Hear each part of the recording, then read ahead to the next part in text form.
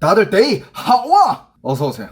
자, 여러분들 슬슬 시작해봅시다. 방금도 얘기했듯이 지금 여러분들 지금이 대한민국, 우리가 살고 있는 대한민국 서울, 옛날이 대한민국이랑 서울이랑은 진짜 비교할 수 없을 정도로 지금 전 세계에서의 위치가, 이 위상이 어마어마합니다. 특히 요즘 MZ 세대들, 그 중에서도 젠지들한테는 서울은 살고 싶은 곳이고, 서울은 정말 뭐라 해야 될까, 그냥 로망이 가득 찬 꿈의 도시, 그런 곳이에요.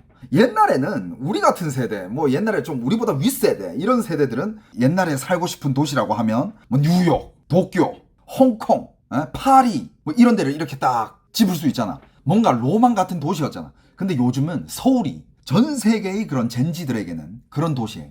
그래서 오늘 얘기하고 싶은 게, 과연 중국 애들, 중국의 요즘 애들, MZ들이죠, 그죠? 중국 MZ들은 서울을 얼마나 좋아할까? 서울병에 대해서 오늘 좀 다뤄볼 겁니다. 서울병. 물론 뭐 많은 분들은 이 기사 보셨을 거라고 믿고요. 근데 오늘 뭐 이것만 다루는 게 아니라 이어진 스토리들이 되게 많기 때문에 한번 쭉 보시면 좋을 겁니다. 자, 일단 서울병이 뭔지 알아요? 서울병? 저희 회사 외국인들도 한국 살면서 서울병이라고? 이 서울병이라는 이거는, 이게 중국에서는 이걸 서울병이라고 이제 표현을 하는데, 다른 외국 사람들, 예를 들면 뭐 유럽이나 미국이나 뭐 일본 사람들한테도, 동남아 사람들한테도 서울병이라는 게 다 있어요. 이게 요즘의 신조어인데, 간단하게 얘기하면 서울에 다녀온 뒤 그리움과 허전함 때문에 일상으로 돌아가기가 힘든 그런 후유증, 그걸 이제 서울병이라 그래요. 한국 사람들한테는 무슨 병이 있냐면 방장님처럼 대만병 같은 거. 저는 대만을 좋아하긴 하는데 대만병까지는 없어요. 근데 이제 한국 사람들이 많이 겪는 병 중에 한 개가, 어떤 병이 있냐면 이제 동남아 병이라고 있어.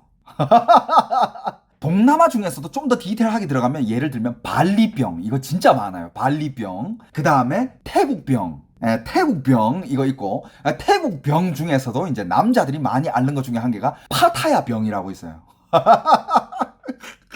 요런 병들을 앓는 한국 사람들이 자주 하는 얘기가, 이런 얘기 많이 하지. 야, 이 돈 주고 이 과일을 먹어야 돼? 와, 야, 동남아에서 이 돈 주고 이 과일을 먹는다는 거는 이건 말이 안 돼. 그런 거 이제 한국 사람들이 많이 겪어요. 한국 사람들 발리 한번 갔다 오거나, 발리도 있고 뭐 태국도 있고 여러 가지 다양한 그 동남아의 휴양지 있잖아요. 그리고 이제 동남아의 휴양지 가서 또 물가가 싼 거야. 돈 쓰는 맛이 있어. 그런데 갔다 오면 이제 많이 앓는 것 중에, 그리고 저는 이제 많이 들어본 것 중에는 발리병이라고 있어요. 왜냐하면 저는 이제 또 서핑도 이제 옛날에 좀 잠깐 했었잖아요. 뭐 지금도 좋아하고, 발리를 저도 이제 뭐 1년에 한 번씩 가고 하는데, 발리에는 진짜 정말 발리에서 한번 살면 한 달, 두 달, 세 달 막 이렇게 오랫동안 사는 사람들도 있거든. 장기적으로 거기서 그냥 눌러 앉아가지고 있는 사람들. 그런 사람들은 일단 발리병 중에 또 한 개 증상이 피부가 새까매요. 남자든 여자든 다 새까매.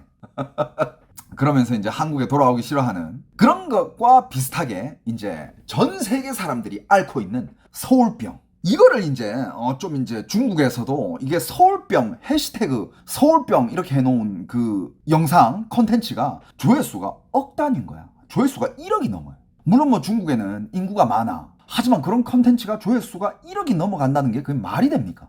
어마어마한 거야. 솔직히 중국 사람들 중에 1억 명이 한국에 와본 것 같지도 않거든. 그만큼 많은 사람들이 한국에 올 수 있는 능력이 있을 것 같지도 않고. 그러니까 그만큼 중국 사람들이 서울에 대한 환상과, 그리고 서울에 와봤던 중국 사람들은 서울에 대한 그리움, 이런 것들이 엄청 심하다는 거예요.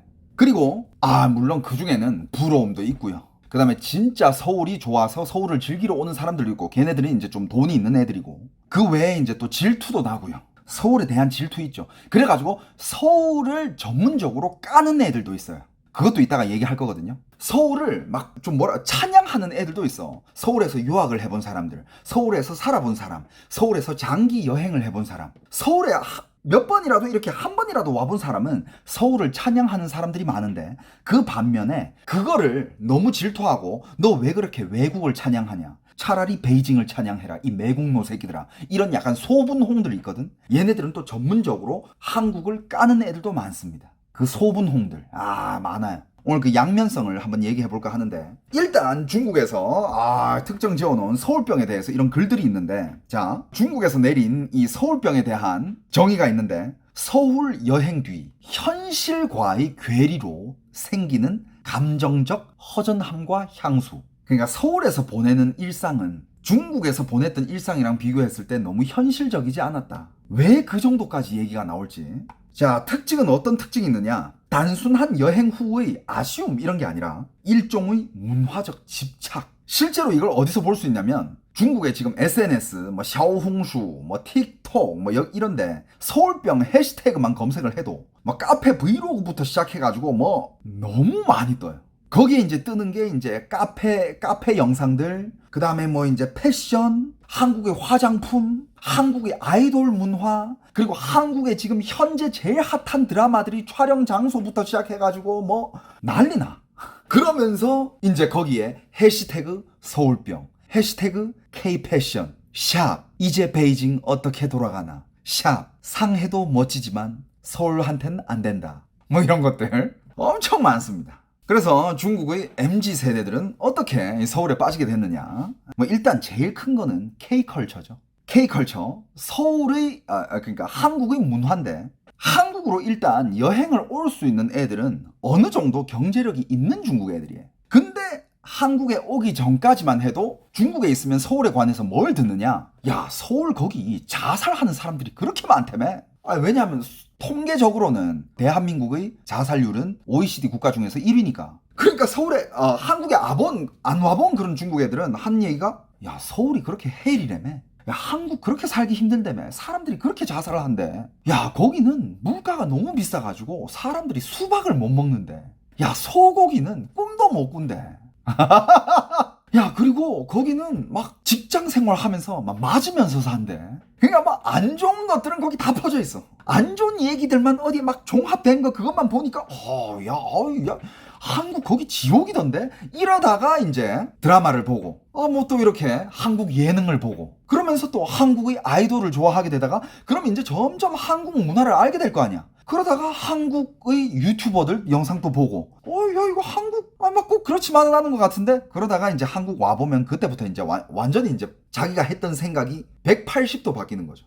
여러분들 실제로 그러니까 중국에는 그렇게 무지한 사람들이 많아요. 무지하고 뭐 좀 무식해 보이기도 하죠, 그죠? 어떻게? 대한민국이 어떤 나라인데 대한민국에 대해서 알지도 못하면서. 그리고 심지어 어떤 애들은 이렇게 얘기해요. 한국 그게 중국애였나? 아무튼 어디 외국의 인터뷰였나? 그러니까 진짜 자기가 아는 것도 없는데 신념을 가지고 있는 그런 애들 있잖아. 뭐 이런 거 있잖아. 아는 건 별로 없어. 근데 어디서 주워 들은 거야. 대한민국은 저는 안 갈 거예요. 그런 나라를 왜 갑니까? 대한민국이 어때서? 한국이 어때서? 한국은 그냥 그 몇몇 재벌에 인해서 나라가 움직이고 사람들은 그 재벌들한테 조아리면서 살아야 되는 그런 나라를 내가 왜 갑니까?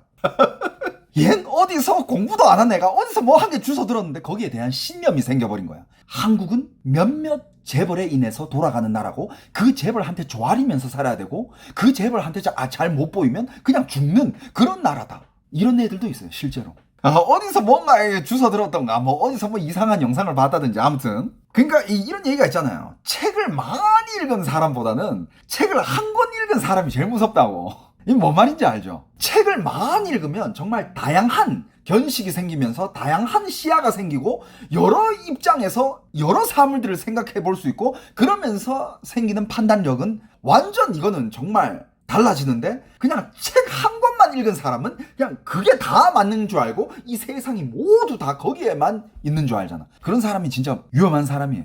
그러니까 이제 그런 애들은 그렇게 한국에 대해서 잘 모르다가도 그러면서 실제로 길거리에서 한국에 대해서 어떻게 생각하냐, 그럼 한국을 되게 막 폄하하고 욕하고 안 좋게 생각하는 그런 사람들이 많아요. 여러분들 인터넷에 조금만 찾아봐도 한국에 대해서 어떻게 생각합니까? 그러면 이런 인터뷰가 있어. 실제로 중국인들한테 한국이랑 일본 중에 어느 나라가 더 나쁜 나라인 것 같나요? 한국이 되게 많아. 그래서 왜 한국이 나쁘라고 생각하나요? 한국은 맨날 중국의 문화를 다 지들 거라고 가져가 베낀다. 정말 세뇌가 제대로 된 애들이에요. 진짜 팩트는 중국이 한국 거를 다 가져다 베끼는데 걔네들은 아니다. 한국이 중국 거를 다 가져다 베낀다. 진짜 그렇게 생각하는 중국 애들이 실제로 너무 많습니다. 근데 얼마 전에 그런 말도 안 되는 시야가 좁은 그런 애들 위해서 팩트 체크를 해주는 그런 컨텐츠를 다루는 그런 인플루언서가 한 명 있었어요, 중국에. 과연 한국 사람들은 수박을 정말 못 사 먹을까? 이러면서 실제로 한국 와가지고 수박을 사가지고 한국의 뭐 임금이랑 한국의 생활, 소비 습관, 소비 수준 이런 거를 막 비교해 주면서 팩트 체크를 해주는 그런 유튜버란다. 그런 인플루언서가 한 명 있었다. 근데 그런 진실을 얘기해주는 팩트 체크를 해주는 그런 인플루언서가 얼마 전에 사회 매장이 됐습니다. 이 사회 매장은 누가 시키는 거예요? 나라가 시키는 거예요. 공산당이 그런 애를 매장을 시켜버린 거야. 팩트 체크가 컨텐츠였는데 이것만 봐도 중국은 국민들이 깨어나는 걸 싫어한다 이거예요. 한국이 그렇게 좋은 나라고 살기 좋은 나라고 그런 거를 알게끔 하고 싶지 않은 거야. 공산당은 무조건 중국인들이 어떤 생각을 가지고 살아야 되냐. 중국은 제일 좋은 나라고 세상에서 제일 살기 좋은 나라고 이 살기 좋은 나라에서 살고 있는 덕은 중국의 공산당 덕분이다. 그래서 중국이 공산당한테 잘해야 되고 공산당만이 자기들이 삶을 윤택하게 해줄 수 있는 유일한 존재다. 이런 사상을 가지고 살아야 되는 거야. 그런 팩트 체크를 심지어 저는 그 사람의 컨텐츠를 많이 봤어요. 이름이 후천펑이라는 사람인데 이따가 얘기할 거예요. 후천펑이라는 사람인데 그 사람이 되게 선한 영향력이고 정말 우물 안에 갇혀있는 사람들을 많이 일깨워주는 그런 일을 되게 많이 해요. 근데 그런 애가 사회적 매장을 당했어요. 아무튼 또 가봅시다. 조금이라도 그래도 좀 해외 물을 먹어봤고 집안이 좀 잘 살아. 그래가지고 좀 부모님도 좀 깨어있고 그런 집안의 좀 이제 그런 집안에서 교육을 받은 친구들이 이제 K-컬처의 영향을 받기 시작합니다. 예를 들면 뭐 K-팝이라든지 드라마라든지 영화라든지 이미 그 사람들이 그런 솔직히 요즘 세대들 한국 드라마나 한국 영화, 한국 노래 이 중에서 한 개라도 피하고 자라난 사람 있을까? 진짜 없어. 요즘 세대들은. 한국 문화를 1도 안 접해보면서 자라날 수 있는 그런 요즘 MZ 애들이 있을까요? 진짜 힘들어요. K-푸드, K-패션, K-드라마, K-영화, 뭐 K-음악, K-뮤직, K-화장품 너무 많잖아. 이 중에서 한 개라도 피하고 자라나는 애들이 있을까? 없어요. 거의 없어요. 그러면서 그런 거를 접하면서 이미 한국은 정말 이상화된 문화 공간으로 인식이 되어 있고 여기 와서 소비를 합니다. 잘 사니까. 근데 여기서 저도 약간 좀 이게 뭐 이건 국뽕이라기보다는 그냥 저희 생각을 한 게 보태자면 저는 서울병은 없어요. 왜냐하면 난 서울에 사니까. 난 지금 서울의 삶을 누리고 있는 사람이니까. 하지만 항상 저는 한 얘기가 해외를 많이 나가면 많이 나갈수록 느끼는 게 뭐다? 한국이 제일 살기 좋다. 왜냐? 저는 해외를 많이 나가면서 저는 뭐 뉴욕도 가봤고 뭐 여기저기 많이 가봤을 거예요. 도쿄도 갔었고 뭐 베이징, 상하이 당연히 갔었고 뭐 정말 뭐 뜨는 도시의 뭐 수도들 웬만한 거 다 가봤는데 그렇게 가봐야 이제 비교 대상이 생기잖아요. 그럼 다 이제 서울이랑 비교를 하겠지. 서울이랑 비교하면 서울보다 나은 데가 없어요. 진짜 없어. 이건 그냥 저희 생각인 거예요. 제가 뭐 여러분들한테 국뽕을 심어주려 하는 게 아니야. 그냥 정말 그냥 제가 느끼는 거. 아무리 다른 나라를 가봐도 서울보다 살기 좋다 이런데 없습니다. 뭐 싱가포르이 뭐 아무리 좋고 뭐 타이베이 좋고 뭐 베이징, 상하이 좋고 뭐 발전돼 있고 뭐 방콕이 뭐 천국이니 뭐 그냥 한국이 제일 살기 좋아요. 그런 데는 그냥 짧게 여행 가는 정도야. 거기서 살잖아요. 절대 못 살아요. 살 수야 있겠지. 엄청 불편하고 그냥 그때부터 한국 사람, 특히 서울 사람이 해외에 살기 시작하잖아요. 서울병 걸립니다. 서울병 걸려요. 그러면서 또 요즘 애들이 진짜 즐기는 문화 중에 한 개가 솔직히 저는 이해를 못해요. 중국의 G세대들 중에서 한 개가 아이돌, 그러니까 이거를 쭈이싱주라 그래. 한국의 스타들을 따라다녀요. 아이돌, 배우 뭐 다 따라다녀. 근데 따라다니는데 뭘 따라다니느냐? 일단 제일 극성적인 팬들은 그 사람들이 콘서트, 행사장, 뭐 무대 인사장, 뭐 어디 스케줄, 뭐 어디 그거를 다 파악해가지고 가는 데마다 다 따라다녀. 그런 극성 팬이 있는 반면에 또 어떤 사람들은 한국의 스타들이 발자국을 따라다녀요. 예를 들어서 여기 카페, 이 카페에 왜 왔냐? 여기는 BTS의 정국이 몇 월 며칠 뭘 할 때, 무슨 드라마를 찍을 때, 어떤 뮤직비디오를 찍을 때 여기서 뭘 했던 그런 카페다. 여기 식당에 왜 왔냐? 이 식당은 뭐 어디 아이돌 또 누구 있지? 빅뱅의 지드래곤이 뭐 어디 어떤 예능을 찍을 때 이 식당에서 뭘 먹었다. 그래서 난 그걸 먹으러 왔다. 그러면서 그걸 먹으면서 인증샷을 찍어요. 그 GD, 그 연예인이 거기 와서 찍혔던 그 똑같은 그 앵글로 사진을 찍습니다. 근데 그 사진 찍는 것도 특이해. 어떤 사람은 자기가 직접 찍어. 여기는 GD가 앉았던 자리 이러면서 자기도 앉아가지고 직접 찍어. 이런 사람이 있는 반면에 어떤 애들은 자기의 분신이래. 그게 예를 들면 뭐 라부부 인형 있잖아. 그냥 그게 자기로 생각하고 그거를 여기 놔두고 찍는 거야. 뭐 말인지 알죠? 예를 들어서 GD가 여기서 이렇게 딱 앉아서 이렇게 사진을 찍었어. 그럼 얘는 걔가 직접 안 앉고 자기가 가지고 다니는 인형이 있어. 그 인형을 여기다가 이렇게 놔두는 거야. 딱 이렇게 놔두고 이걸 사진을 찍어줘. 아, 이게 지금 중국의 젠지 세대들 놀이 문화라니까? 왜 중국에서 팝마트가 그렇게 뜰까? 그런 인형 캐릭터들, 그런 사업이 왜 그렇게 뜰까? 애들이 그걸 가지고 다닌다니까? 그러면서 인증샷을 그걸로 찍어. 뭐 예를 들어서 해변에 왔잖아. 해변에 오면 예를 들어서 우리 세대는 그냥 해변 경치를 찍어.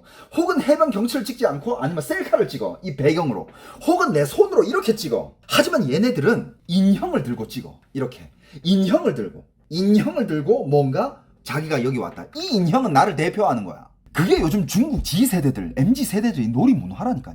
그것 때문에 여러분들 이거는 우리가 그냥 존중을 해줘야 돼. 트렌드는 계속 변하니까. 이것 때문에 실제로 한국은 돈을 꽤 많이 법니다. 실제로 이것 때문에 한국 돈 많이 벌어요.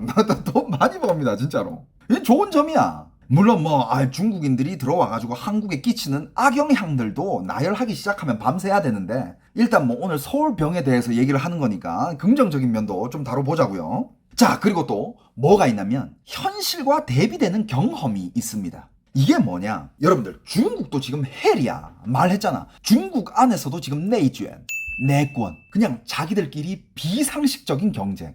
중국 사람들이 월급이 왜 자꾸 떨어집니까?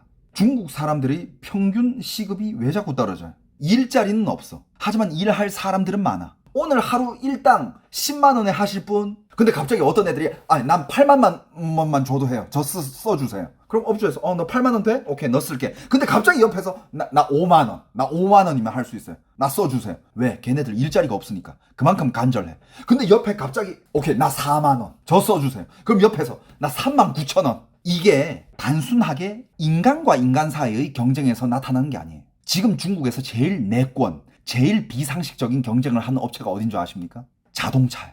중국의 전기차 브랜드가 얼마나 많습니까? 전기차 브랜드가 우후죽순으로 막 올라왔어. 그 중에 유명한 거는 BYD도 있고 뭐 샤오미도 있겠지만 다른 말도 안 되고 들어보지도 못한 그런 전기차 브랜드들이 엄청 많아. 걔네들이 가격 경쟁을 해. 가격을 미친 듯이 낮춥니다. 그러면 비싼 차들은 안 팔리겠죠. 그러다 보니까 BYD도 낮추고 여기저기 다 낮추는 거예요. 돈을 못 벌어도 된다. 돈을 내가 손해를 봐도 된다. 하지만 일단 팔아야 된다. 그래야 또 새 거를 만들었을 때 정부에서 지원금을 받으니까. 중국이 밀어주는 산업에 지원금을 미친 듯이 태워요. 돈을 미친 듯이 태웁니다. 그래가지고 중국은 예를 들어서 어떤 회사가 있어요. 예를 들어서 분유 회사가 있어. 진짜 실제로 이런 사례들이 많습니다. 분유 회사야. 분유 회사인데 갑자기 올해 자동차 산업을 미친 듯이 지원한대. 갑자기 이 분유 회사에서 전기 자동차를 만들기 시작해. 갑자기 그냥 브랜드 한 개 만들어가지고 그러면서 미친 듯이 만들어가지고 이 지원금을 다 타냅니다. 한 개 만들 때마다 지원금이 나오거든. 진짜 많아요, 여러분. 그러면서 일단 만들고 봐. 지원금 받아야 되니까. 이러고 만들고 나가지고 파는데 안 팔리면 무조건 가격을 낮춰요. 어디까지 낮추냐? 네가 살 수밖에 없는 가격까지 낮춰요. 그래야 또 새 거 사니까. 여러분들 이 덤핑이라는 단어 들어보셨죠? 중국은 정말 이 기사 보셨나? 어느 정도까지 올해 중국이 미국한테 많이 때려 맞은 해죠, 그죠? 정말 막 이것저것 다 제재하고 못 팔게 하고 관세 때리고 미국이랑 중국 치열했습니다. 근데 중국은 미국의 수출을 줄일 수밖에 없었어요. 하지만 중국은 수출을 다른 나라로 돌려가지고 다 했어요. 그래서 여러분들 올해는 중국은 미국의 수출이 줄었지만 역대급으로 떼돈을 번 한 해다라고 기사가 났습니다. 미국 관세 전 세계에 밀어내기 수출 사상 최대 무역 흑자. 8월까지 무역 흑자만 약 1674조 원. 그러니까 이 덤핑이라는 단어 들어보셨죠? 중국에서는 물건을 싸게 엄청 많이 만들어 재고를 쌓아버려. 근데 이게 국내에서 안 팔리잖아요? 해외로 팔아요. 근데 해외에서 안 팔릴 수가 없는 게 여러분들 다들 테무나 중국산 상품들 많이 사서 쓰잖아요. 그 이유 중에 제일 큰 이유 중에 90%의 이유 중에 한 개가 90% 차지하는 이유가 싸니까 사는 거 아니야. 근데 중국은요, 당신이 살 수밖에 없는 가격까지 낮춰버려요.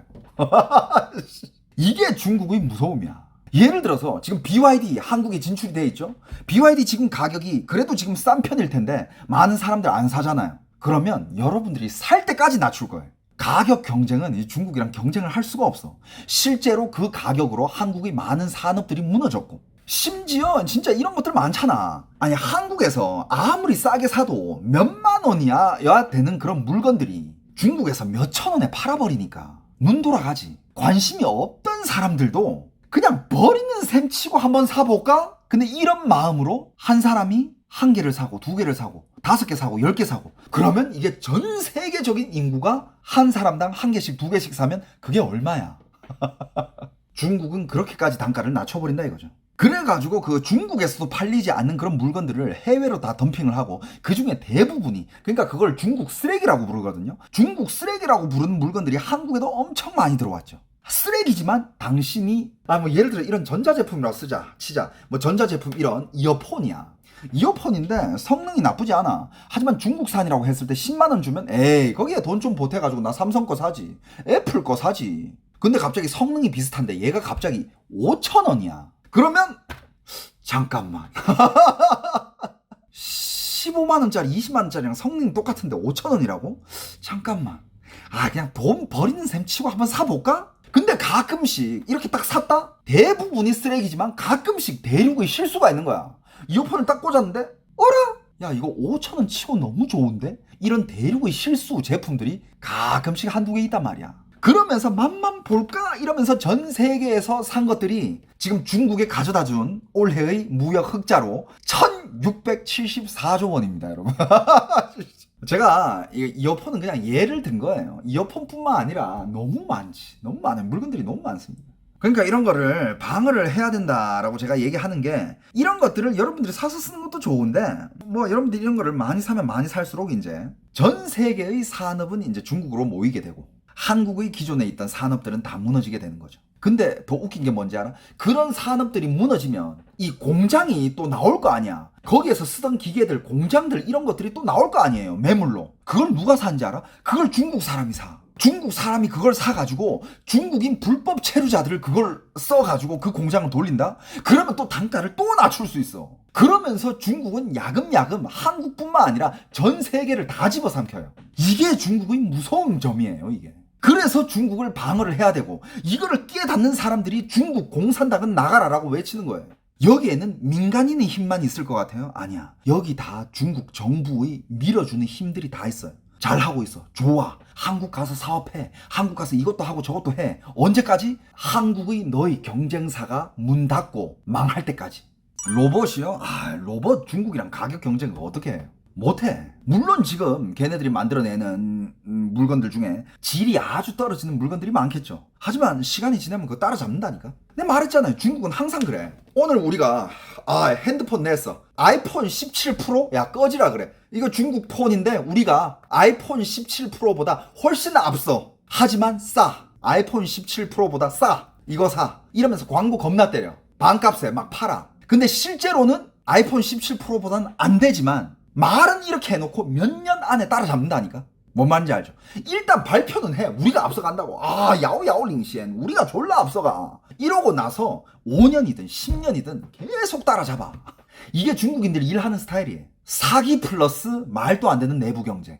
일단 사기를 치고 봐. 일단 우리가 제일 좋아. 우리께 제일 좋고, 우리 무기가 제일 세고, 우리의 항공모함이 제일 짱이고, 우리의 드론이 짱이고, 우리의 무슨 탄도미사일이 제일 좋고, 발표는 이렇게 해. 하지만 실질적으로 보면 한 짧으면 10년, 멀면 한 20년 후에 이루어낼 수 있는 그런 기술들이 이런 거지. 하지만 10년, 20년은 지나갈 거 아니야. 그때까지 얘네들은 그걸 일단 발표를 해놓고 따라잡는다 이거야. 왜 그렇게 할 수 있냐? 어차피 그거 어디 가서 이거 확인해 볼 수도 없어. 확인도 안 돼요. 그러니까 그 정도로 중국은 내부 경쟁이 심해. 그러니까 내부 경쟁이 심하니까 막 중국 사람들도 일단 죽어나지. 월급 20만 원, 30만 원 아직 받는 애들이 월급이 2, 30만 원이 뭐야. 그거보다 더 적게 받는 애들도 중국의 억 단위예요. 억 단위.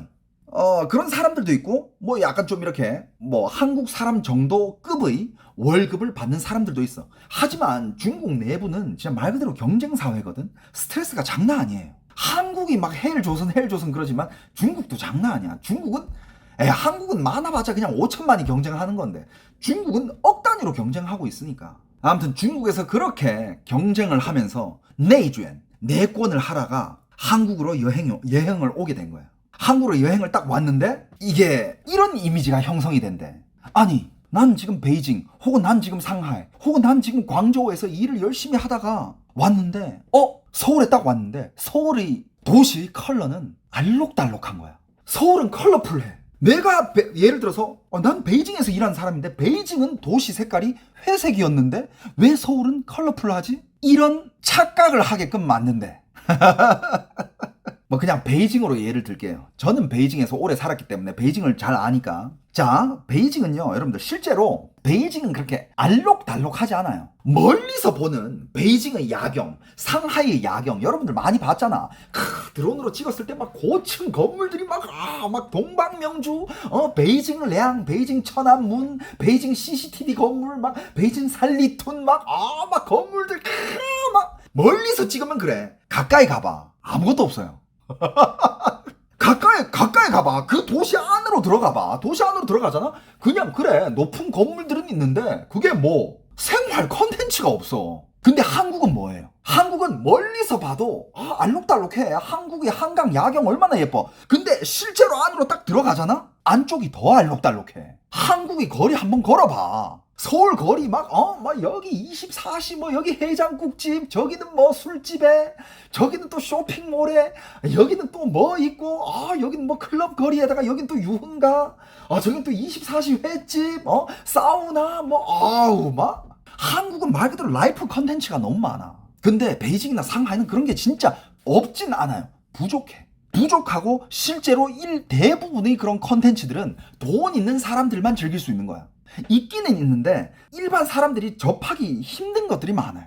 중국 사람들이 월급으로 거기서 즐기기 힘든. 그러면서 서울을 길거리 골목골목을 거리면서 깔끔한 거리, 심지어 길거리 카페, 노천 카페, 세련된 카페들, 그리고 사람들이 배려. 솔직히 우리가 이런 것들도 여러분들이 좀 이제 알면 좋은 게, 우리가 뭐 이렇게 저도 그렇고 뭐 많은 사람들이 뭐 지금 길거리에 나가서 시위하시는 분들, 중국 공산당 나가라 뭐 이렇게 시위하시는 분들도 시위할 때만 그렇고 저도 컨텐츠 할 때만 그렇지, 제가 예를 들어서 나가서 뭐 홍대 거리를 걷다가 갑자기 중국 사람이 나한테 와서 뭐 길을 물어봐, 혹은 나한테 도움을 요청해.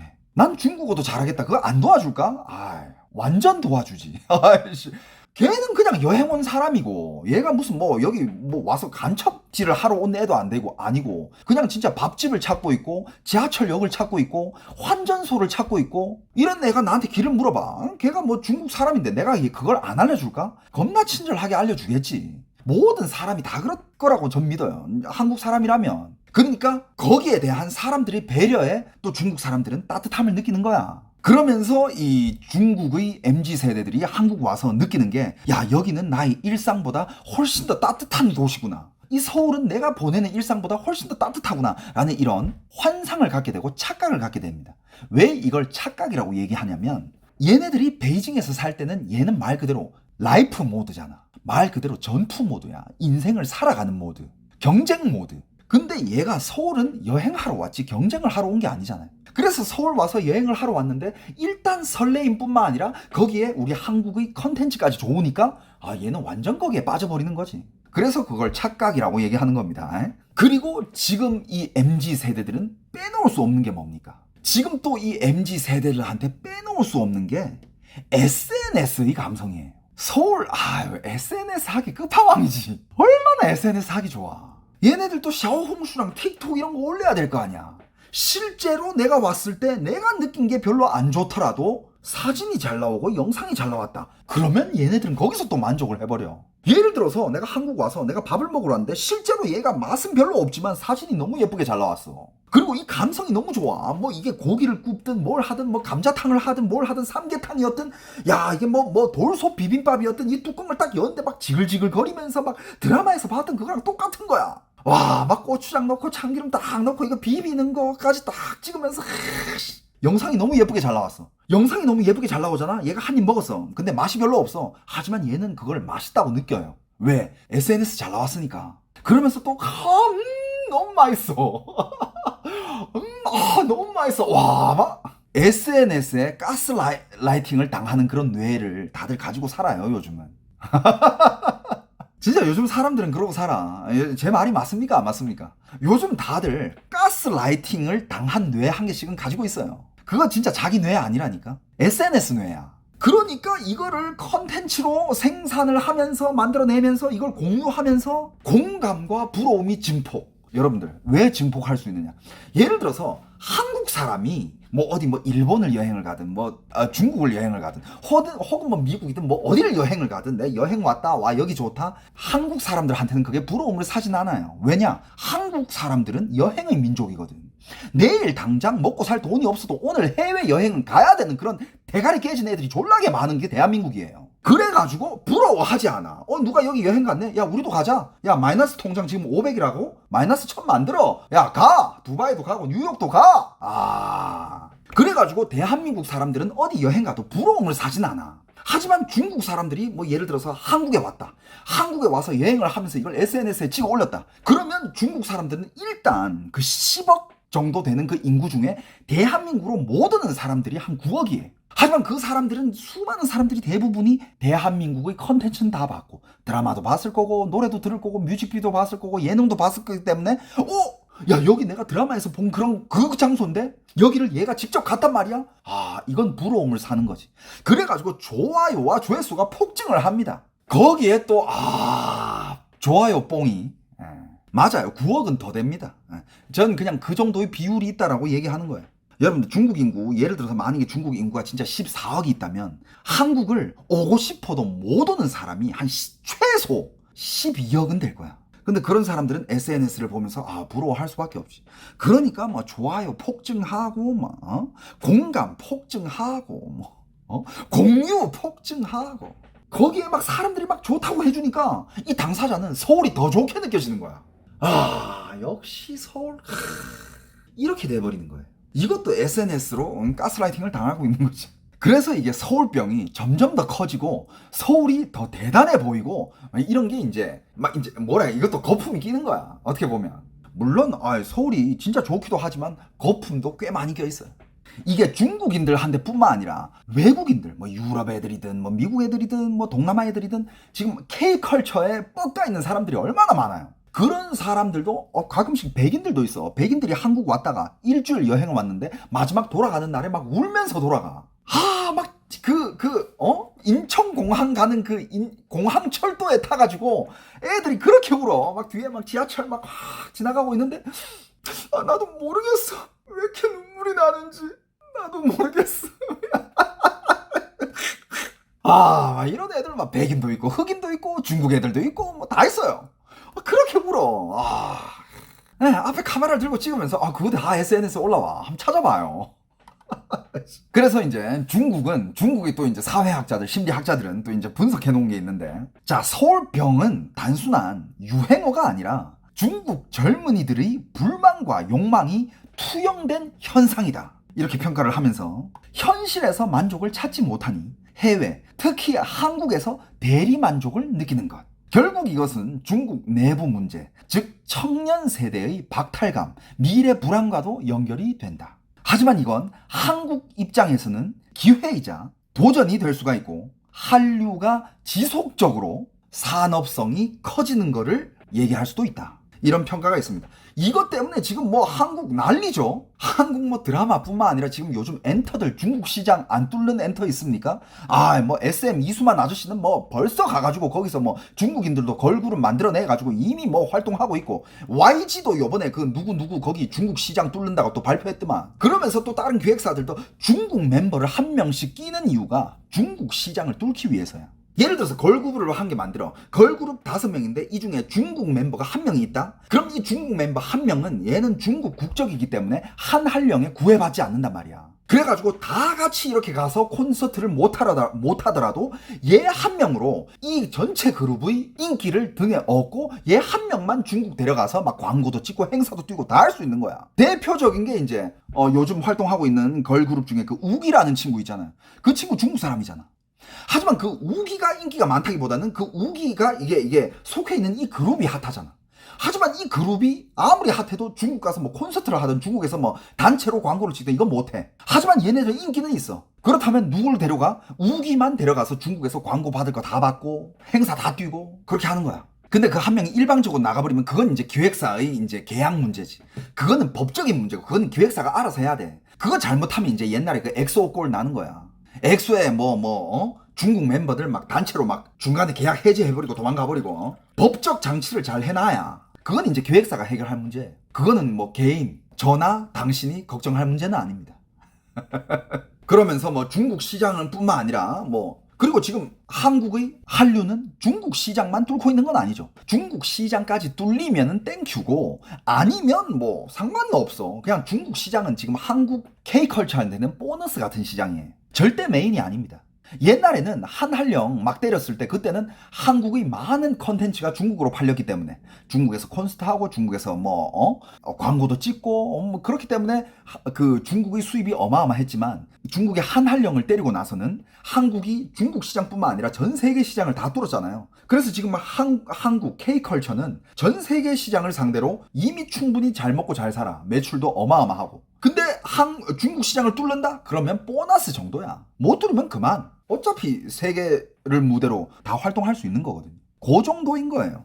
자, 그러면서 이제 이런 게 있습니다. 중국 사람, 특히 오늘 얘기하고 있는 서울병 걸린 사람들이 얘기하는 중국의 장점들. 한국의 장점들. 죄송해요. 서울병에 걸린 사람들이 말하는 한국과 서울의 장점들. 뭐가 있는지. 와, 이거 정말 디테일하게 해놨어. 여기 수많은 것들은 한국 사람들은 절대 하지도 않는 것들이에요.